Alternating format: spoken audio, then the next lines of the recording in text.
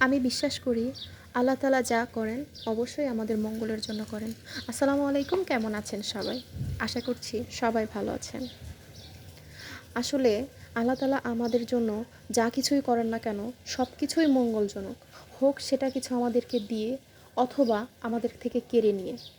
কারণ কোন জিনিসের মধ্যে আমাদের মঙ্গল রয়েছে তা কিন্তু আমরা কেউ বলতে পারি না।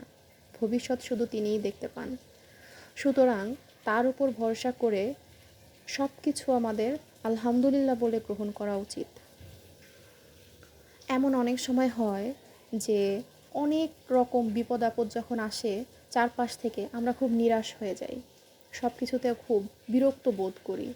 তখন আমরা দেখা যায় বিরক্ত হয়ে খুব দু একটা খারাপ কথা বা বিরক্ত বোধ হয়ে দু একটা অনাকাঙ্ক্ষিত আচরণ করে ফেলি, যেটা আল্লাহ তাআলা একদমই পছন্দ করেন না। আল্লাহ তাআলা ধৈর্য ধারণকারী ব্যক্তিকে অবশ্যই পছন্দ করেন এবং বলা যায় এই পৃথিবীতে আমরা সবাই একটি পরীক্ষার খাতায় বসে আছি। যতক্ষণ পর্যন্ত এই পৃথিবীতে থাকব পরীক্ষা দিয়েই যেতে হবে। তবে বিশ্বাস রাখতে হবে যা কিছু হবে সব কিছু আমাদের মঙ্গলের জন্য।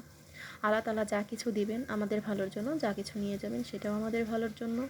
সবাই আমার জন্য দোয়া করবেন। আপনাদের সবার জন্য অনেক অনেক ভালোবাসা রইল। সবাই ভালো থাকবেন।